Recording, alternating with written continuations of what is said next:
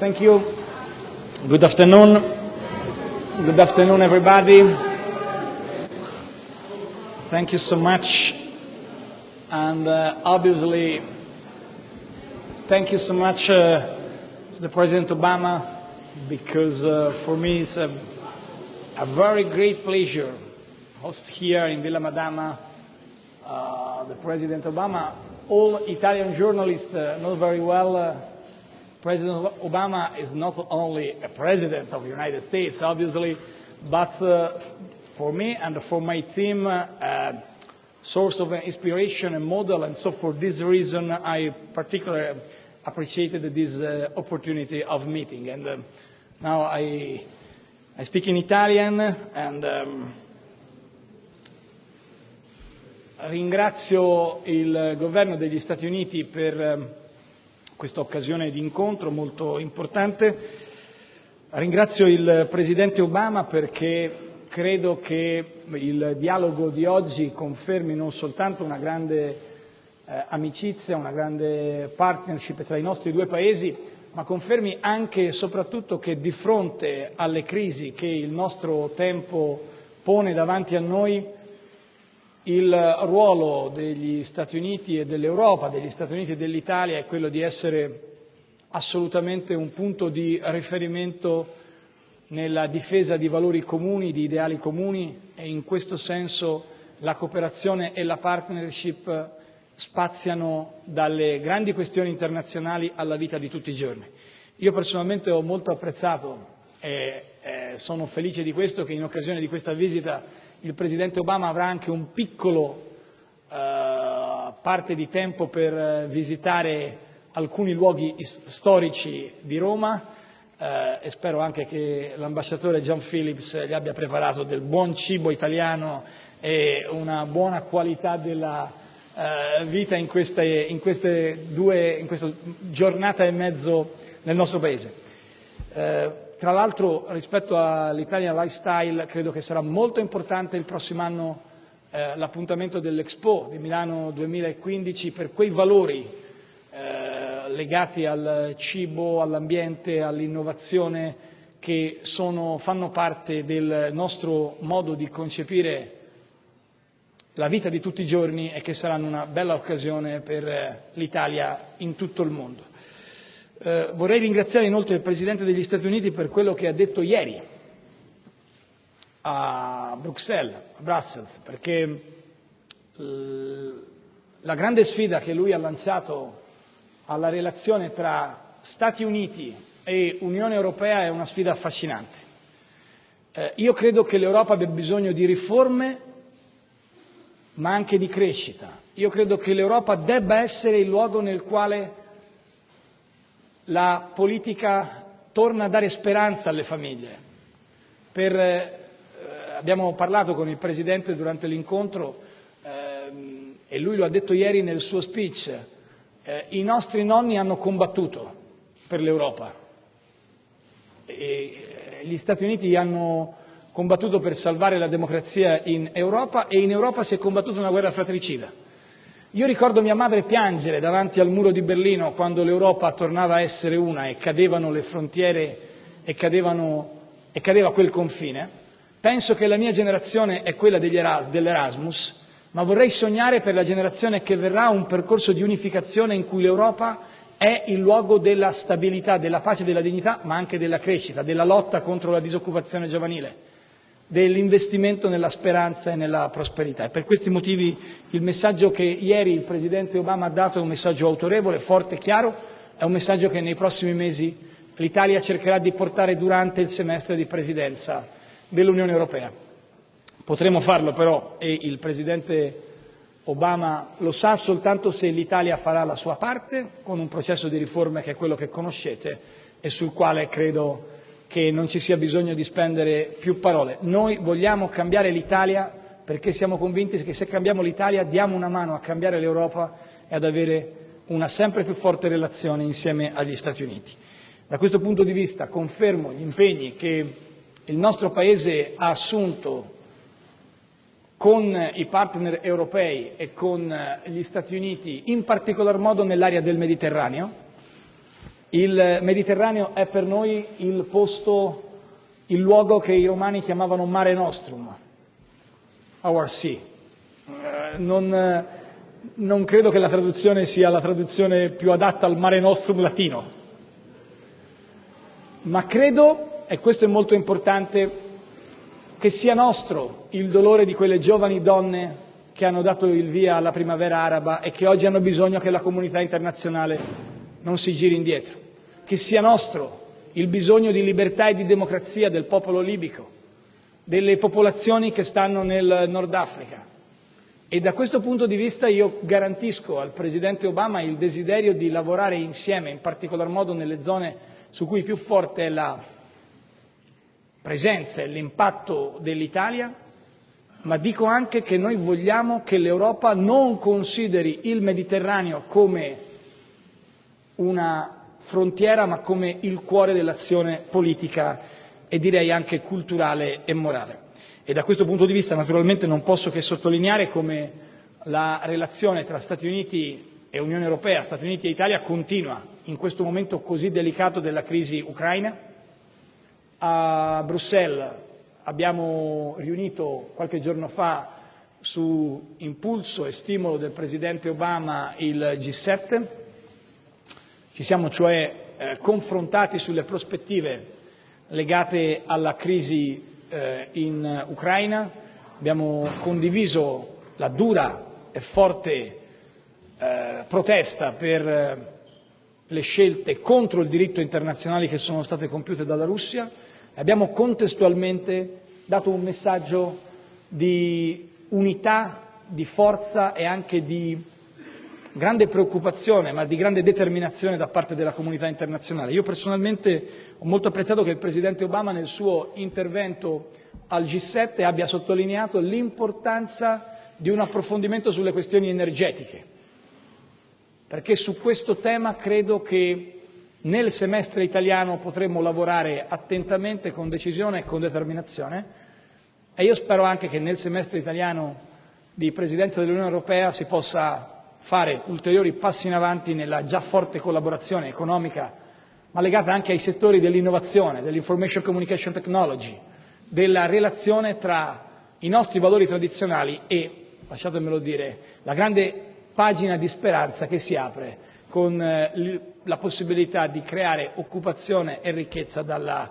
information communication technology. Per tutti questi motivi credo che oggi sia stato un appuntamento molto importante per il nostro governo.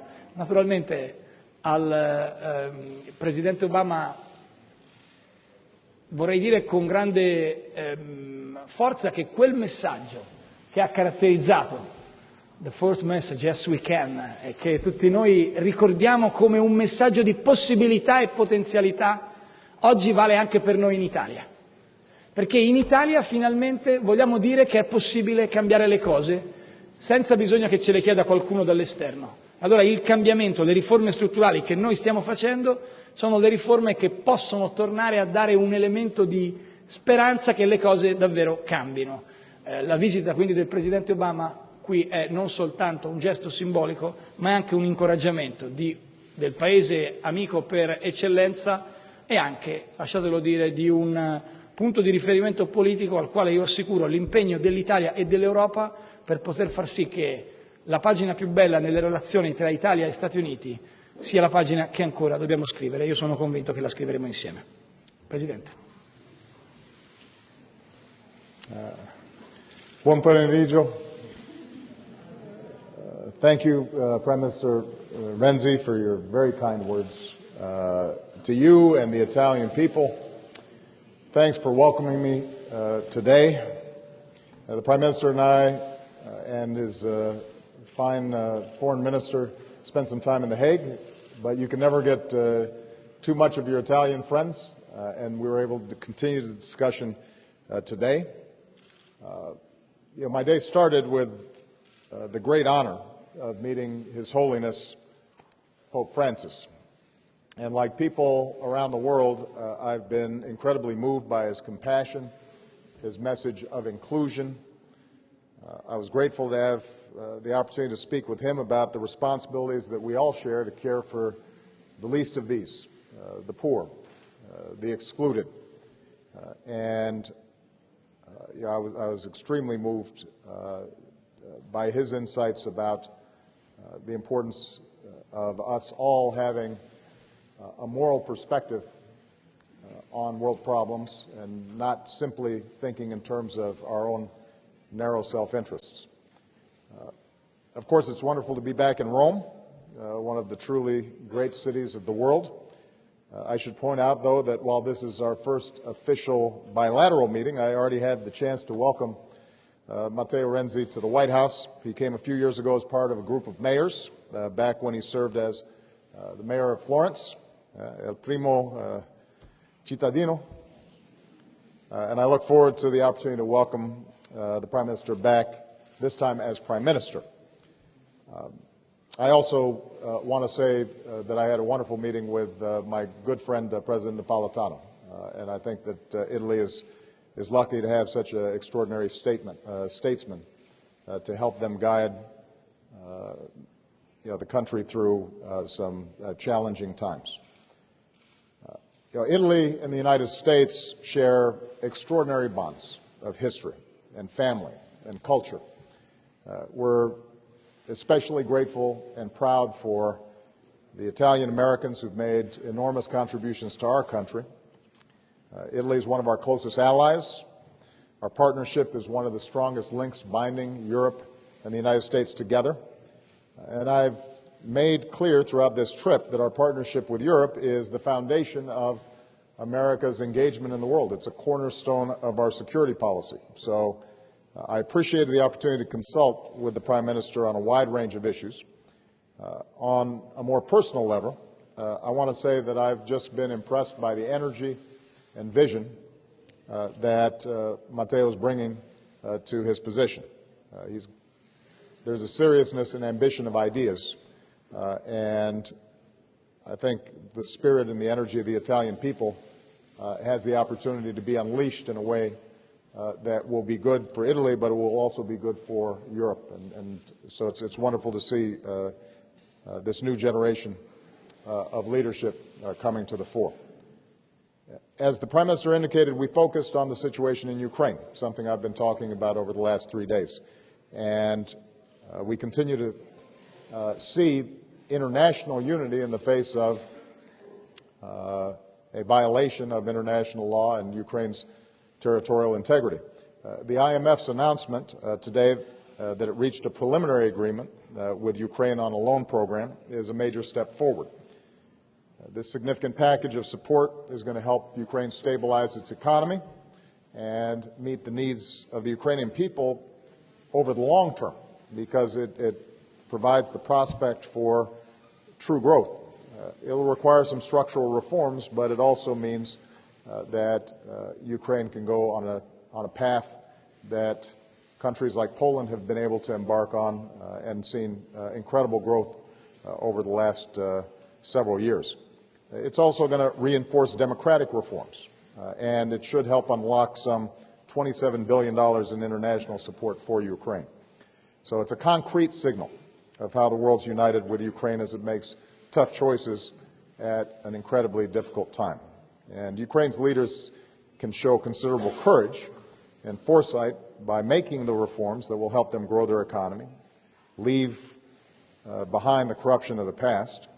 And today I want to call on the United States Congress to make sure that the United States does its part with an economic assistance package that helps support the Ukrainian people as they move forward. As NATO allies, the United States and Italy are going to uphold our solemn obligation to the security of our allies. As G7 partners, our decision to move ahead with our summit in Brussels without Russia is an example, a signal of Russia's growing isolation. The sanctions that the United States and the European Union have imposed will continue to grow if Russia doesn't change course. But as I said yesterday in Brussels, we are continually hopeful that Russia walks through the door of diplomacy and works with all of us to try to resolve this issue in a peaceful way. And we will continue to coordinate closely with Italy and our other European partners throughout this crisis. I thanked the Prime Minister as well as President Napolitano for Italy's commitment to NATO. Italian forces have served admirably in Afghanistan, where Italy is one of our largest contributors to the coalition, in Kosovo, where Italians command the NATO force. I would add that Italy both commands and contributes a large number of peacekeepers to the UN force in Lebanon. And at the Nuclear Security Summit this week, we announced the complete removal of Italy's excess highly enriched uranium so it can be eliminated. And this was a critical step in our work to make sure that dangerous materials don't fall into the hands of terrorists. And it's one more example of Italian leadership across the board. We discussed the need to boost economic growth on both sides of the Atlantic so that we're creating jobs for our people, especially young people. And that's why, in addition to the kinds of steps that the Prime Minister has outlined and he plans to pursue internally, we have an opportunity also to move forward with a transatlantic trade and investment partnership that can actually boost growth and investment, not just for large but also for small and medium-sized businesses on both sides of the Atlantic. I commended Prime Minister Renzi for his efforts to make it easier for Italian companies to hire more workers and to make the Italian economy more competitive. And I know that a lot more remains to be done. There are going to be tough choices, but as Italy moves forward and makes the hard decisions, the United States will continue to stand with you. Finally, we discussed some broader global issues. Italy played a critical role in the NATO air campaign to protect the Libyan people 3 years ago. We're now going to be working together to make sure that they can develop the security forces that can restore order to Libya and make sure that they have a government that is actually serving the Libyan people. The entire world appreciates the vital role that Italy will play in the international effort to destroy Syria's chemical weapons. It's an Italian port where chemicals from Syria's stockpiles will be unloaded and transferred to U.S. ships for elimination. And this is another example of how we work together, not just for ourselves, but for the world. And we are looking forward to being back in Italy, in Milan, hosting the world, or being part of the World Exposition next year that Italy is hosting. I'm proud to announce today that the United States will participate in the Expo, and together with our partners, we're going to put together an outstanding USA pavilion that showcases American innovation to improve agriculture and nutrition and the health of people around the globe. I know the Milan Expo is going to engage and educate the world as only Italy can, and I will tell you that I already have some volunteers from my staff who want to go and really make sure that the Expo goes smoothly. I suspect that some restaurants and shopping may somewhere be in their agenda. So, Mr. Prime Minister, thank you for your friendship and your leadership. I'm confident that together we can build on the progress that we've already made. And I'm even more confident that the bonds between our two nations will continue to grow, rooted in the enduring friendship between our two peoples. So, molte grazie. Grazie. Thank you so much, Mr. President. Thank you so much also for the shopping and the food that is absolutely important for our economy. So, 4 questions, okay? Before America. Ok, TG1, so che c'è il TG1, bene? Buonasera, funziona? Sì, buonasera, good afternoon. Presidente Renzi, anche poco fa lei ha detto che cerca di ottenere, si impegna per una nuova Europa che dia meno spazio all'austerità e più alla crescita, meno alla burocrazia, più alla vicinanza con i cittadini. Esiste un modello americano da seguire su questo piano, chiede agli Stati Uniti di sostenere questo suo sforzo. And to President Obama, I would like to ask, are you going to share and support this effort by Italy to change, to modify the European policies in the economic field? And what kind of Europe would you like to see for a better cooperation in the economic field and also in the defense field, which you mentioned yesterday? Thank you. Il primo sforzo dell'Italia è cambiare l'Italia. L'Italia non ha alibi. L'Italia non deve pensare che i propri problemi e le proprie opportunità possano arrivare da fuori, dall'Europa o dagli Stati Uniti. Noi dobbiamo cambiare noi stessi. Noi siamo un grande paese che può cambiare se stesso eliminando il peso di una burocrazia opprimente, riducendo i costi e i posti della politica, avendo il coraggio di semplificare il mercato del lavoro, dicendo agli investitori internazionali: questo è un bellissimo luogo dove far crescere le idee e anche il business. Per questo motivo agli italiani e ai nostri concittadini io dico: non cerchiamo scuse fuori da noi dobbiamo cambiare noi stessi.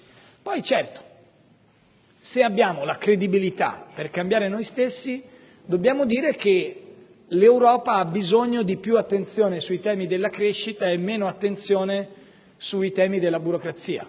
Questa è una mia personale opinione che ho condiviso discutendo con Angela Merkel, con François Hollande, con David Cameron e che discuteremo nel prossimo semestre. Possono essere gli Stati Uniti un modello? Certo. Gli Stati Uniti in questi anni hanno, con la leadership del Presidente Obama, scelto un percorso ambizioso nel ricostruire l'economia del proprio Paese. Rebuilding America è stato un messaggio che noi abbiamo ricevuto. Noi abbiamo scelto di chiamare Jobs Act, con lo stesso acronimo che è stato utilizzato negli Stati Uniti, un percorso per restituire spazio e credibilità per i giovani che oggi sono disoccupati, dare un'opportunità, dare un'occasione agli imprenditori. Quindi certo, gli Stati Uniti sono, con tutte le differenze, per molti aspetti un modello. Quello però che per me è fondamentale è che l'Italia faccia il proprio compito, che è quello di dare finalmente corpo alle riforme strutturali che stiamo aspettando da 20 anni. E su questo si giocherà il nostro governo e la nostra credibilità nei prossimi 4 anni. Noi vogliamo cambiare noi stessi. Naturalmente lo facciamo in un mondo globale interconnesso in cui sappiamo che l'Europa deve pensare un po' di più al futuro e un po' meno al passato e che in questo senso l'amicizia e la collaborazione e la partnership con gli Stati Uniti costituiscono un punto di riferimento irrinunciabile. Well, before I talk about the future, let me just talk about the recent past, because I think that Europe has taken some important steps and they deserve credit. As recently as a year and a half, 2 years ago, we were very worried about the euro spinning out of control. There were enormous challenges across the board. I think because of strong coordination within the Eurozone, because of some smart actions by the European Central Bank, the financial situation has stabilized. I also think that there were countries that were under enormous market pressure. Borrowing rates were skyrocketing, and because of some tough decisions, you've seen those the ability of countries to borrow in the international markets stabilizing. All that was necessary and it was important. And it could not have happened had it not been for a coordinated response among a lot of European leaders. We've also seen some movement towards banking union, which I think is helpful. And there are some other multilateral reforms that are taking place that we have encouraged. Now, having said that, what is also true is that Europe's growth is still very slow, and its unemployment rate is still very high. And nobody knows that better than Prime Minister Renzi. That's part of his mission, is to reinvigorate the Italian economy. Each country is going to have a different set of issues that it's going to have to address, because each country has both strengths and weaknesses in their economy. And I think that Prime Minister Renzi has identified some of the structural reforms that Italy needs to engage in order for it to be more competitive and more successful. And I'm confident that he's going to be able to move Italy forward, in part because Italy is ready to move forward. As far as Europe as a whole, I do think that the old debate about growth versus austerity is a sterile debate. I think you need to have your public finances in order, but you also have to grow. And the more you grow, the easier it is to get your public finances in order. there are different capacities within Europe, and I've said before, and I will repeat again, that those countries that have substantial surpluses have more room to help boost European-wide demand, and that in turn will help countries that are still in deficit. That will lift Europe as a whole, and that means that everybody's growing. And so, in my conversations with President Barroso and Van Rompuy yesterday at the European Union, I encouraged them to continue to identify ways in which countries with surpluses can do more to boost demand while still being prudent about their public finances. The last point I guess I would make is in terms of the United States and how we can be helpful. Part of it is us making sure that we're taking care of our own issues. It's not as if we don't have a lot of work to do ourselves. We've grown faster than Europe, and I think we recovered in part because we took some smart steps. But we also have some fundamental problems that many advanced nations face, and that in fact I discussed with His Holiness Pope Francis this morning, and that is an increasing tendency in the world economy for those who benefit from globalization and technology to do better than ever before, those at the top. Those at the bottom or in the middle having more and more problems, in part because perhaps their jobs have been rendered obsolete, in part because it's very difficult to see wages increase. Companies feel as if they can always move if labor makes too great a demand on wage increases or salary increases. And so all of us are seeing some structural problems in this new economy. And that means we've got to redouble our efforts to educate our young people, to make sure that we have the capacity to provide skills to our workers. If they lose their jobs, they can transition quickly, that we have a strong baseline of social support for people if they end up transitioning out of jobs, that we're paying more attention to opening up opportunity for people who've been locked out, particularly young people, because as I mentioned to the Prime Minister, one of the tragedies of high youth unemployment is that when young people don't have a strong attachment to the labor market early, that can continue for the rest of their careers. And they never fully recoup what's lost in terms of their potential earnings and their ability to advance in the labor market. And so we can't afford to have years and years of young people who are drifting, working part-time, not able to develop the kinds of careers and skills that will allow them to succeed in the future. That has to be a priority, and I know Prime Minister Renzi is focused on it. Jim Acosta, CNN. Thank you very much, Mr. President. Grazie, Mr. Prime Minister. Mr. President, in your meeting with His Holiness Pope Francis, did he register any objections with you about the contraception coverage mandate in the Affordable Care Act or your efforts to advance the rights of gays and lesbians in the United States that worry so many Catholics, and what were his concerns? And on Russia, with reports of troops building on the Ukrainian border, by taking the military option off the table, are you sending a signal to Vladimir Putin that other parts of Ukraine are his for the taking? And why not send multinational peacekeepers to the Ukrainian border as a deterrent? And to you, Mr. Prime Minister, the President said yesterday that the U.S. would defend any NATO ally. Are you making that same commitment when it comes to Russia? That's a lot of questions there, Jim. Do the Italian journalists, by the way, do this? These sort of 5-part questions? Same thing?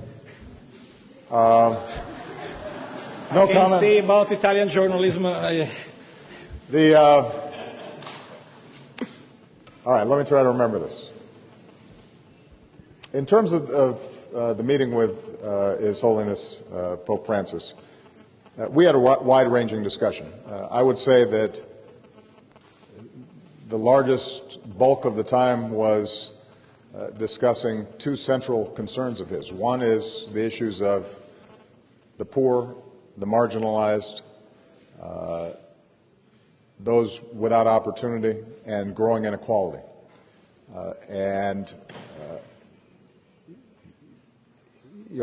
Those of us as politicians have the task of trying to come up with policies to address issues. But His Holiness has the capacity to open people's eyes and make sure they're seeing that this is an issue. And He's discussed in the past, I think, the dangers of indifference or cynicism when it comes to our ability to reach out to those less fortunate or those locked out of opportunity. And then we spent a lot of time talking about the challenges of conflict and how elusive peace is around the world. There was some specific focus on the Middle East, where His Holiness has a deep interest in the Israeli-Palestinian issue, but also what's happening in Syria, what's happening in Lebanon, and the potential persecution of Christians. And I reaffirmed that it is central to U.S. foreign policy that we protect the interests of religious minorities around the world. But we also touched on regions like Latin America, where there's been tremendous progress in many countries, but there's been less progress in others. I think what the theme that stitched our conversation together was a belief that in politics and in life, the quality of empathy, the ability to stand in somebody else's shoes and to care for someone even if they don't look like you or talk like you or share your philosophy, that's critical. It's the lack of empathy that makes it very easy for us to plunge into wars. It's the lack of empathy that allows us to ignore the homeless on the streets.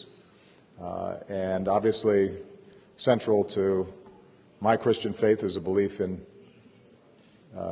treating others as I'd have them treat me. And what's, I think, created so much love and excitement for His Holiness has been that he seems to live this and shows that joy continuously. In terms of domestic issues, the two issues that we touched on, other than the fact that I invited and urged him to come visit the United States, telling him that people would be overjoyed to see him, was immigration reform. And, as someone who came from Latin America, I think he was very mindful of the plight of so many immigrants who are wonderful people working hard, making contributions. Many of their children are U.S. citizens, and yet they still live in the shadows, in many cases have been deported and are separated from families. I described to him how I felt that there was still an opportunity for us to make this right and get a law passed. And he actually did not touch in detail on the Affordable Care Act. In my meeting with the Secretary of State, Cardinal Pentolin, we discussed briefly the issue of making sure that that conscience and religious freedom was observed in the context of applying the law. And I explained to him that most religious organizations are entirely exempt. Religiously affiliated hospitals or universities or NGOs simply have to attest that they have a religious objection, in which case they are not required to provide contraception, although the employees of theirs who choose are able to obtain it through the insurance company. And I pledge to continue to dialogue with the U.S. Conference of Bishops to make sure that we can strike the right balance, making sure that not only everybody has health care, but families and women in particular are able to enjoy the kind of health care coverage that the ACA offers, but that religious freedom is still observed. There was a third question? What was that? The third? Okay, that's right, Russia. Okay, I remember.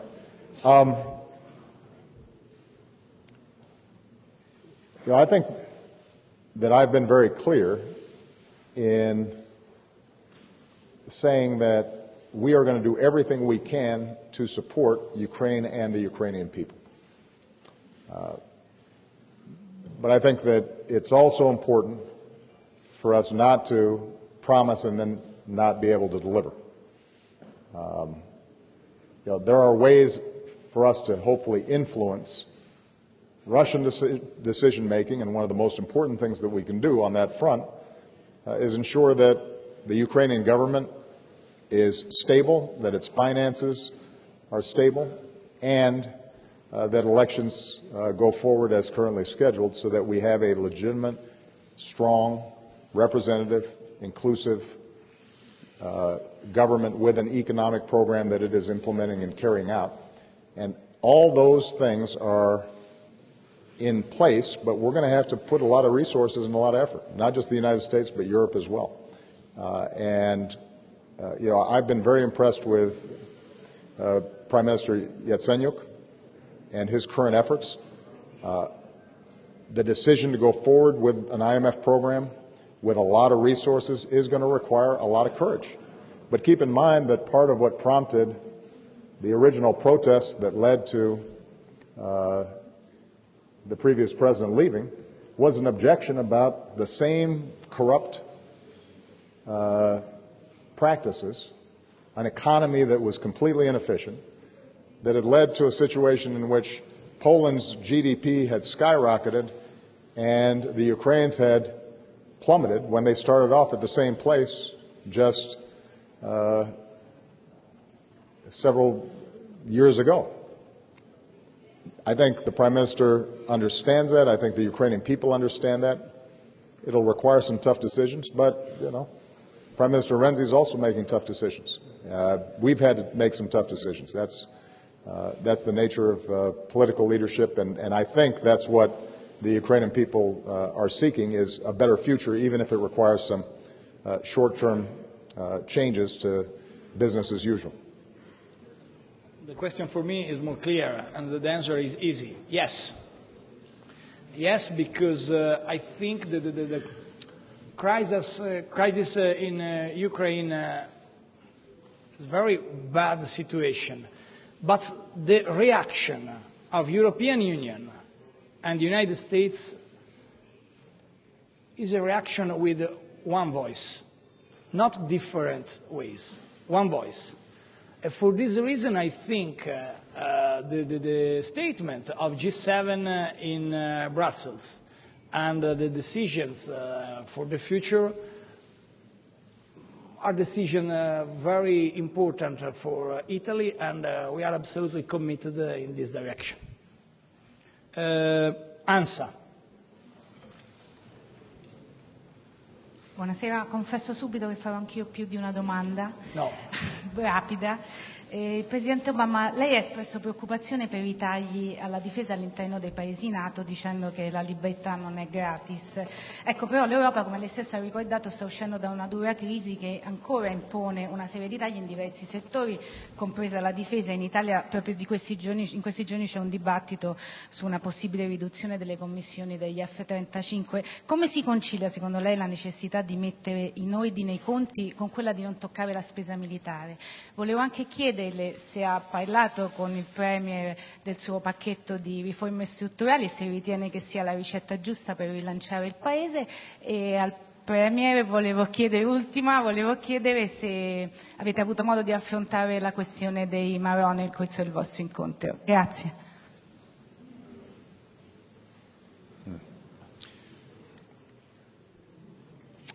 When it comes to defense spending, all of us have to make sure that our defense forces are efficient, effective, that for every dollar or lira that we're spending, that we're getting the most defense for our money. And so in the United States, we've reduced our defense spending as we've brought two wars to a close. There's a natural transition. The kinds of spending increases that we had seen were unsustainable. And I recognize that in Europe, and I discussed this with both Prime Minister Renzi as well as President Napolitano, there are opportunities for greater efficiencies, not only within a country's own defenses, but also by collaborating between European countries so that you don't have too much duplication and excess capacity. And in fact, Secretary General Rasmussen has repeatedly put forward plans for building NATO defense capacity in ways that reduce duplication and ensure that we are getting the most for our money. But having said that, there is a certain irreducible commitment that countries have to make if they're serious about NATO and the defense alliance. And, I've been very realistic, I think, with my European partners. We, the United States, obviously have the largest military in the world, and we recognize we have some extraordinary responsibilities. We don't expect every country to duplicate exactly what we do. We have responsibilities in the Middle East. We have responsibilities in Asia, Latin America. We welcome those responsibilities, and we understand that that is a particular role that we play. But we're also a partnership in NATO. And we can't have a situation in which the United States is consistently spending over 3% of our GDP on defense, much of that focused on Europe, potentially more if we end up having ongoing crises within Europe, and Europe is spending, let's say, 1%. The gap becomes too large. Obviously, small countries will still be having a lot less capacity than us, but proportionally to their GDP, we need to make sure that everybody is doing their fair share.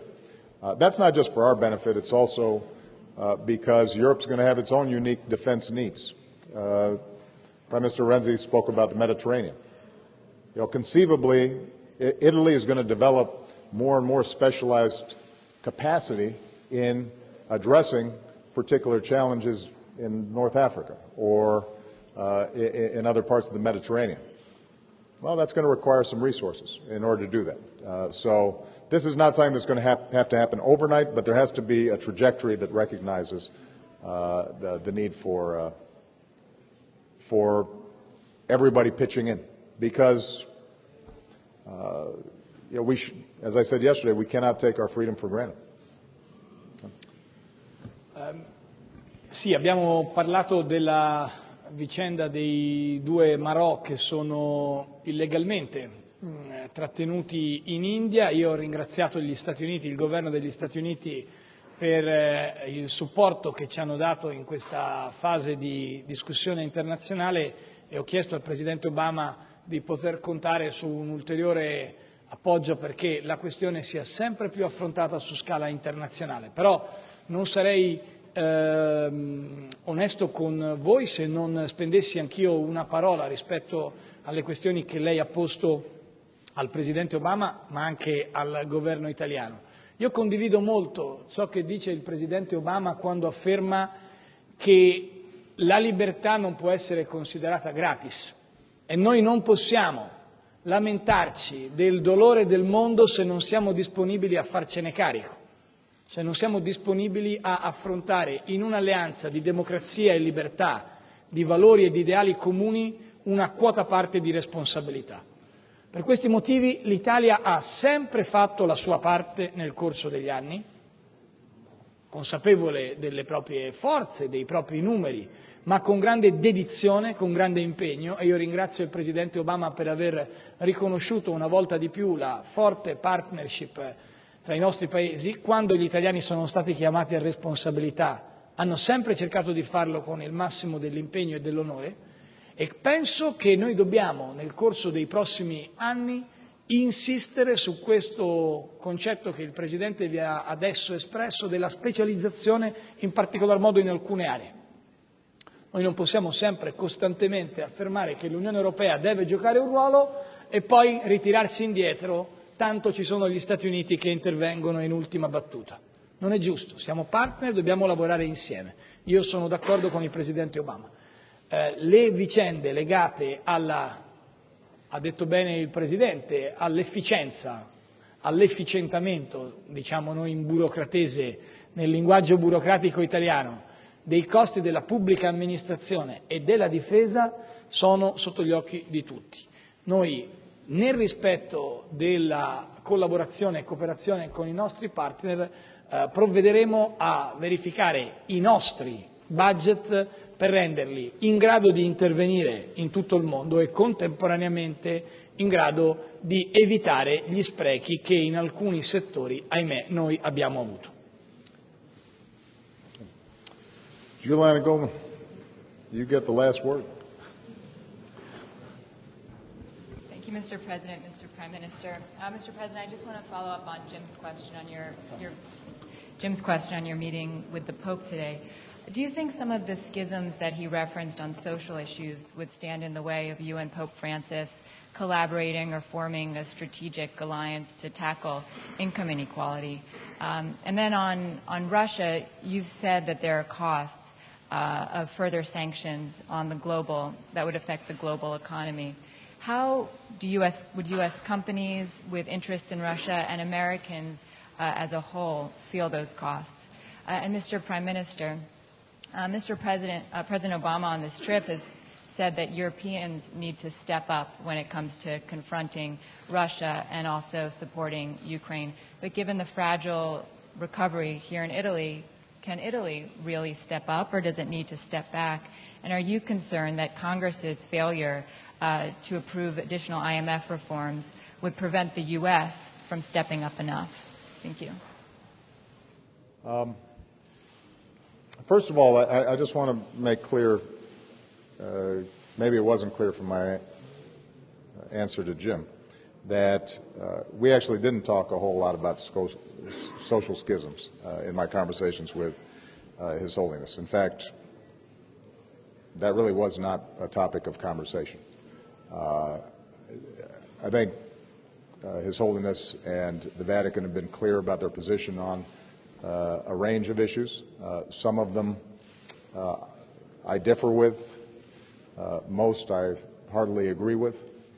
And, I don't think that His Holiness envisions entering into a partnership or coalition with any political figure on any issue. His job is a little more elevated. We're down in the ground dealing with the often profane, and he's dealing with higher powers. I do think that there is a potential convergence between what policymakers need to be thinking about and what he's talking about. I think he's shining a spotlight on an area that's going to be of increasing concern, and that is reduced opportunities for more and more people, particularly young people, who, by the way, have more and more access to seeing what's out there and what's possible, because they have access to the internet or they have access to other media, and they see the inequality and they see themselves being locked out in ways that weren't true before, and that's true internationally, not just within countries. And so for him to say that we need to think about this, we need to focus on this, we need to come up with policies that provide a good education for every child and good nutrition for every child and decent shelter and opportunity and jobs. He's not going to get into the details of it, but he reminds us of what our moral and ethical obligations are. It happens also to be good at economics and good national security policy. Countries are more stable. They're going to grow faster when everybody has a chance, not just when a few have a chance. So he's hopefully creating an environment in which those of us who care about this are able to talk about it more effectively. And we are in many ways following not just his lead, but the teachings of Jesus Christ and other religions that care deeply about the least of these. With respect to Russia, what was your question? You guys asked me too many questions. I can't remember them all. Oh, U.S. companies. Well, this probably converges with the question you asked Prime Minister Renzi. We have not yet taken steps that would target entire sectors of the Russian economy, like finance or military sales or energy. But what we are doing, in consultation with our allies, is to work through each of those sectors and look at what kinds of sanctions potentially could have a powerful impact. None of them, to have a powerful impact on Russia, are going to have zero impact on us because Russia is part of the world economy. This is part of the reason why I said yesterday we're not looking at a possible return to the Cold War. The economies have changed, the politics have changed. Russia's not leading an ideological bloc that's opposed to the world economy. Gazprom is listed on world markets, and everybody owns a piece of everything. So there will be some impact. Hopefully we can design sanctions that minimize the impact on U.S. companies or Italian companies and maximize the impact on the narrow set of interests in Russia that help drive the decisions that they're making. But those are highly technical. That's the work that's being done right now. Even better, hopefully we don't have to use them because Russia decides that they should take the wiser course and accept the offer of the international community and the Ukrainian government to try to resolve this in a peaceful and lawful way.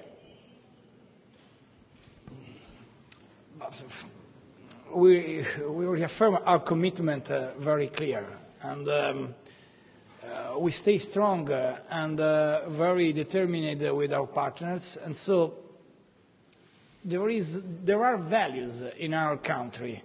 The first value is not the money. The first value is the ideal of democracy and freedom. Ma mi faccia dire in italiano però un concetto per gli italiani. I'm sorry, because your question is for American journalists, and I'm sorry because I have a legal counsel. This is the last, I think. L'economia italiana non è messa nelle condizioni di essere in crisi e di essere in una situazione per la quale non può affrontare la crisi ucraina. Questo è un passaggio molto importante che io vorrei che fosse chiaro ai nostri amici della stampa italiana. Noi possiamo affrontare anche una eventuale crisi energetica. Abbiamo le risorse per farlo e abbiamo, ricordiamocelo sempre, sì un grande debito pubblico, ma un risparmio privato che è 4 volte il debito pubblico. Abbiamo risparmio pubblico e privato. Abbiamo un patrimonio, più correttamente, che è 4 volte il debito pubblico. Abbiamo un avanzo primario negli ultimi anni costante tranne il 2009 e abbiamo dei numeri di crescita economica che non ci rendono la Cenerentola dell'Europa e delle istituzioni internazionali. Usciamo da questa subalternità culturale per cui sembra che la nostra posizione debba essere dettata da un mero calcolo e interesse di natura economica. I nostri amici americani, quando durante la Seconda Guerra Mondiale sono venuti a combattere in questo Paese, non l'hanno fatto per un conto economico, non l'hanno fatto per un calcolo economico. Quando io da sindaco di Firenze mi sono recato tutti gli anni al cimitero dei Falciani, che è il cimitero forse uno dei luoghi più imponenti nel suo silenzio, dove ci sono migliaia di ragazzi che erano molto più giovani di me e che hanno perso, migliaia di ragazzi americani, che hanno perso la vita per difendere i valori europei e del nostro Paese che magari non avevano mai conosciuto prima, anzi sicuramente, io penso che lì non ci sia un costo economico. E vorrei invitare i nostri amici della stampa italiana a riconoscere che i dati che noi abbiamo di fronte a noi nella vicenda ucraina e nella crisi con la Russia non sono ispirati da una valutazione di natura economica. E per questi motivi credo che la relazione, il rapporto, l'amicizia con gli Stati Uniti d'America ha sicuramente importanti implicazioni di natura commerciale. Dovremo lavorare nel semestre europeo perché si arrivi all'accordo, speriamo di farcela, eventualmente sarà nel 2015 se non ce la faremo nel semestre italiano, sul trade agreement con gli Stati Uniti. Però quello che voglio dire è che il motivo per il quale ringrazio il Presidente Obama è che ci sono dei valori che condividiamo. Tra qualche istante il Presidente Obama andrà in visita privata in alcuni luoghi belli di Roma, in alcuni luoghi straordinari di Roma. Quei luoghi belli e straordinari di Roma non sono, se fossero stati realizzati oggi avrebbero probabilmente visto degli autorevoli burocrati che avrebbero detto no, stiamo spendendo troppo, non stiamo realizzando le cose giuste. Sono dei luoghi di bellezza, di grande impatto, di grande importanza, sono dei luoghi che fanno del nostro Paese non una superpotenza economica, ma una superpotenza culturale. Noi vogliamo, con lo stesso impegno con il quale difendiamo il nostro passato, costruire il nostro futuro insieme ai nostri alleati e quindi guardare con un minimo più di coraggio, di entusiasmo e anche, lasciatemelo dire, di ambizione, perché forse l'Italia deve iniziare a fare sogni un pochino più grandi di quelli che ha fatto fino ad oggi. Thank you, Mr. President. Thank you very much for your presence here. Grazie. Okay.